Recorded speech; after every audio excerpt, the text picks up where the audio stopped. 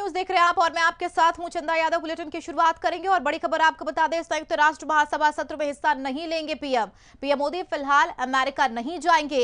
PM Modi की जगह S Jaishankar जाएंगे अमेरिका। ये बड़ी खबर आपको बता दें, 27 सितंबर को यूएन सत्र को संबोधित करेंगे। 26 सितंबर को यूएन सत्र को संबोधित करने वाले थे प्रधानमंत्री नरेंद्र मोदी। प्रधानमंत्री नरेंद्र मोदी इस महीने के अंत में होने वाले संयुक्त राष्ट्र महासभा यानी कि यूएनजीए के सत्र में शामिल नहीं होंगे। उनकी जगह भारत के प्रतिनिधित्व विदेश मंत्री डॉक्टर एस जयशंकर करेंगे। जुलाई में जारी प्रारंभिक सूची में मोदी का नाम 26 सितंबर को भाषण देने वालों में शामिल था।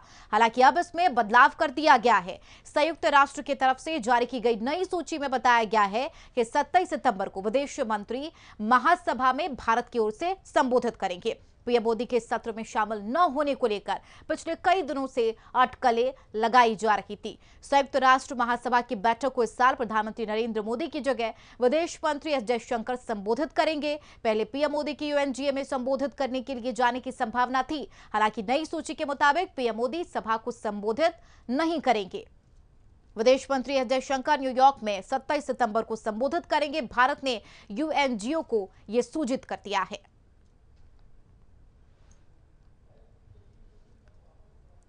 तो विदेश मंत्री एस जयशंकर अब शिरकत करेंगे नई सूची के तहत। ये बड़ा बदलाव।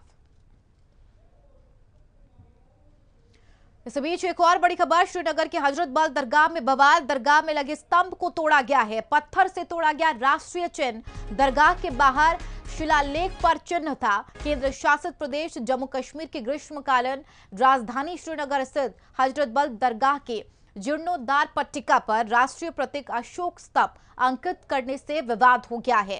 स्थानीय लोगों और नेताओं का कहना है कि मुस्लिम धार्मिक स्थलों पर किसी भी प्रकार की जीव जंतु की आकृति का होना इस्लामी एकेश्वरवाद की अवधारणा के खिलाफ है। तो ये बड़ी खबर आपको बता रहे, जम्मू कश्मीर के श्रीनगर में हजरत बल दरगाह में शुक्रवार को ईद मिलाद के मौके पर अशोक स्तंभ वाले एक नवनिर्मित शिलापट को कुछ लोगों ने तोड़ दिया। जुमे की नमाज के बाद भीड़ शिलापट के पास जमा हो गई और वक्फ बोर्ड के खिलाफ नारे लगाए गए, पत्थरबाजी की गई।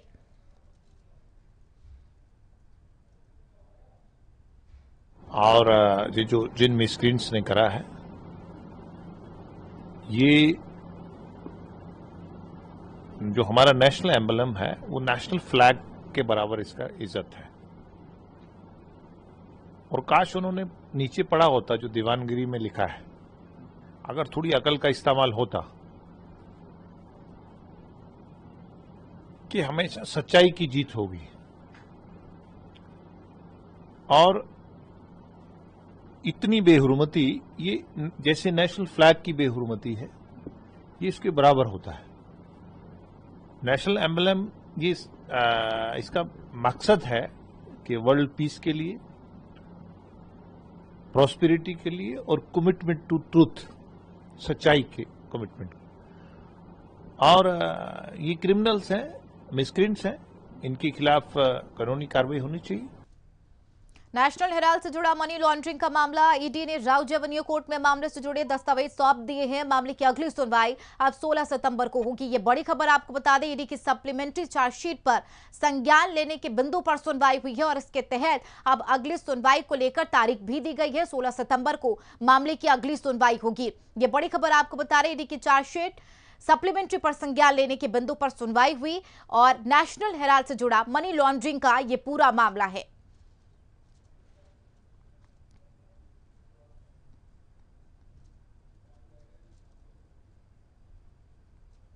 तो ये बड़ी खबर और मामले की अब अगली सुनवाई 16 सितंबर को होगी। सप्लीमेंट्री चार्जशीट पर संज्ञान लेने के बिंदु पर सुनवाई हुई है।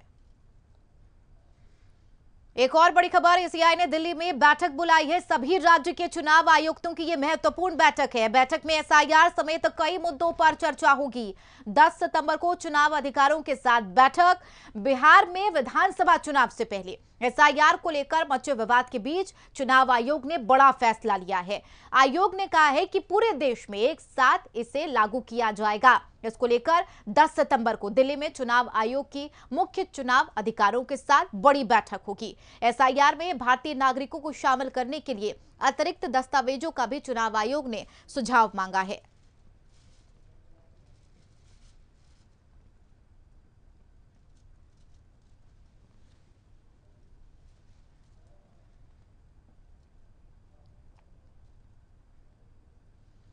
फिर UP T20 Uttar Pradesh season 3 का ग्रैंड फिनाले आज है। सीएम योगी आदित्यनाथ कार्यक्रम में शामिल होंगे। बीसीसीआई उपाध्यक्ष राजीव शुक्ल भी इसमें शामिल होंगे।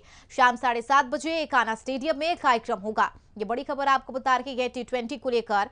बीसीसीआई उपाध्यक्ष राजीव शुक्ला भी इस खास कार्यक्रम में शामिल होंगे। सीएम योगी आदित्यनाथ आएंगे और शाम 7:30 बजे एकाना स्टेडियम में कार्यक्रम होगा। ये बड़ी खबर। उत्तर प्रदेश T20 3 का ग्रैंड फिनाले आज है और ऐसे में इस खास कार्यक्रम में सीएम योगी आदित्यनाथ की उपस्थिति होगी। उपाध्यक्ष बीसीसीआई राजीव शुक्ला भी इसमें शामिल होंगे।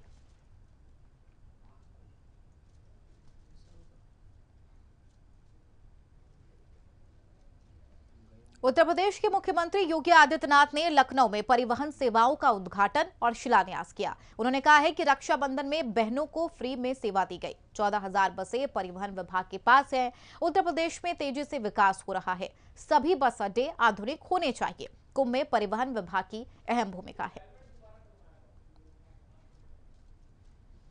तो सीएम योगी आदित्यनाथ ने परिवहन विभाग को लेकर आज बड़ा तोहफा दिया है और इसके साथ ही उन्होंने इसका जिक्र भी किया कि परिवहन विभाग में किस तरीके से बेहतर से कार्य किए जा सकते हैं। अपने आप को बड़े दिखाने वाले व्यक्ति को बोलते होंगे कि भाई गाड़ी में आप फ्रंट सीट पे बैठ रहे हैं, सीट बेल्ट बांधिए। हो सकता है उस समय उसको बुरा लगता हो, लेकिन वही सीट बेल्ट उसकी जान को भी बचाएगा।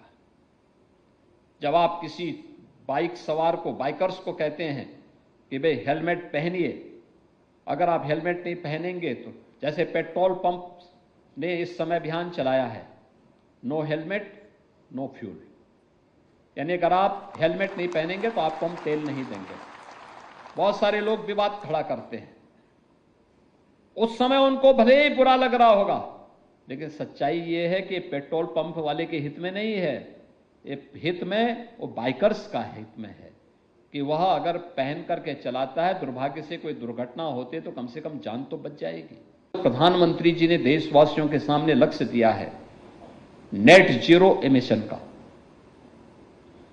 कार्बन उत्सर्जन को न्यूनतम करना है।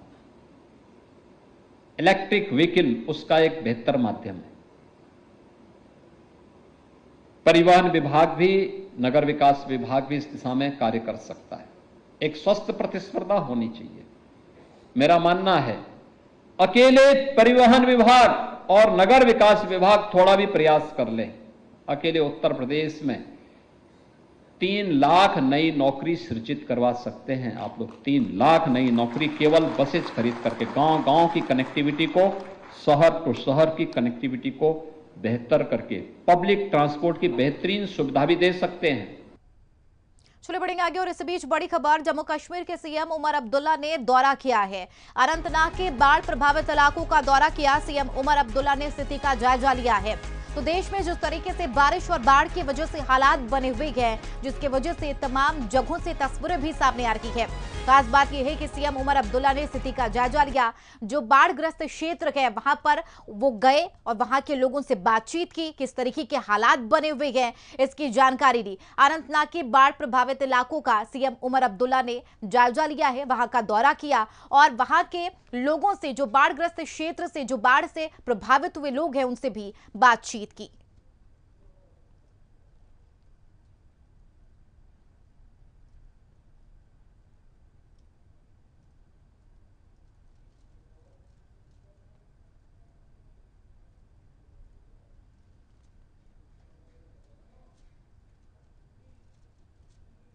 तो सीएम अब्दुल्ला ने स्थिति का जायजा लिया है कि किस तरीके से स्थितियां अभी वहां पर बनी हुई है।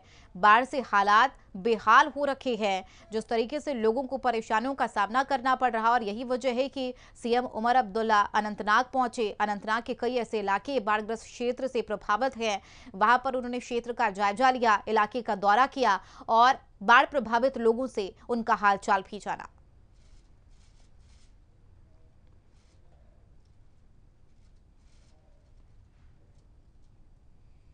नुकसान काफ़ी हुआ है, इससे कोई इनकार नहीं कर सकता, लेकिन अल्लाह ताला का लाख लाख शुक्र कि एडमिनिस्ट्रेशन, चाहे सिविल चाहे पुलिस, ऑनरेबल एमएलएज के साथ मिलके उन्होंने वक्त पे जो कदम उठाए, जो लो लाइंग एरियाज से लोगों को इवैक्यूएट किया, जो इमरजेंसी शेल्टर में रखा, उससे कम से कम जानी नुकसान से हम बचे। माली नुकसान को हम दुरुस्त करेंगे। इसके लिए मरकज़ से एक ख़ास टीम जो है उनको भेजा जा रहा है। वो यहाँ पे जो डैमेज हुआ है, चाहे सरकारी इदारों का, चाहे प्राइवेट, और ख़ासकर जो एग्रीकल्चर में हमें नुकसान हुआ है, जो खेतों में नुकसान हुआ है, जो मेवे को नुकसान हुआ है, हॉर्टिकल्चर का, इसका भी हम असेसमेंट करके जितना हमसे हो सकेगा रिलीफ के तौर पे वो हम लोगों तक पहुँचाएंगे।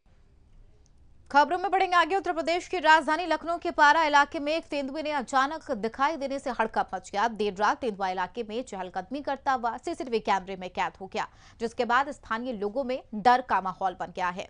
घटना की जानकारी मिलते ही वन विभाग को सूचित किया गया, जो मौके पर स्थिति का जायजा लेने में जुटे हुए हैं। रिहायशी क्षेत्र में तेंदुए की मौजूदगी ने लोगों की चिंता बढ़ा दी है और सुरक्षा के मद्देनजर सतर्कता बढ़ा दी गई है।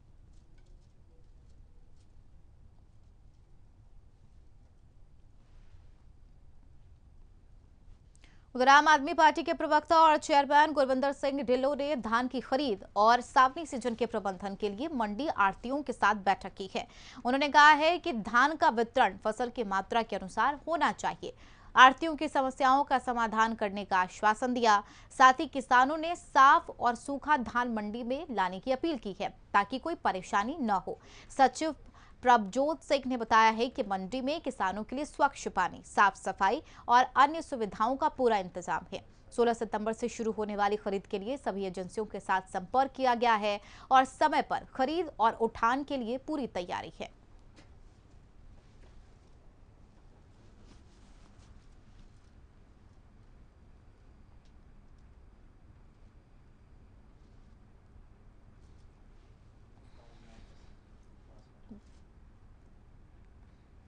तो अनाज की खरीद और उठान को लेकर तमाम तैयारियां की गई है। इसको लेकर खास तौर पर बैठक की गई कि किस तरीके से किसानों को भी किसी तरीके की परेशानी ना हो। खरीद और उठान को लेकर इसको लेकर बकायदा रूपरेखा तैयार की गई है। तस्वीरें भी आप देख सकते हैं। इस बैठक में विचार विमर्श किया गया।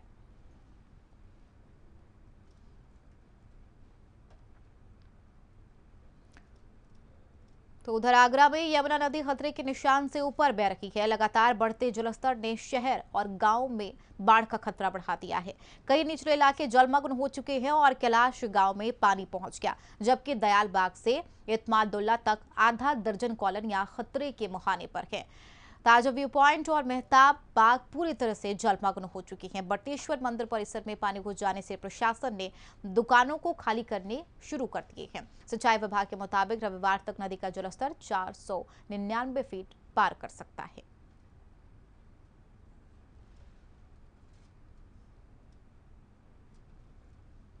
उधर ललितपुर में अनंत चतुर्दशी के मौके पर गणेश विसर्जन किया गया। लोगों ने 10 दिन भगवान गणेश की पूजा भक्ति भाव से की और अंतिम दिन हवन कर भगवान से मंगल कामना करते हुए नम आंखों से विदाई दी। गणेश विसर्जन गोविंद सागर बांध के तलहटी के पास एक कुंड बनाकर किया गया। इस मौके पर बड़ी प्रतिमा के लिए क्रेन मशीन के माध्यम से विसर्जन हुआ। वहीं सुरक्षा की दृष्टि से नाम आपदा प्रबंधन टीम और पुलिस सुरक्षा बल मौजूद रहा।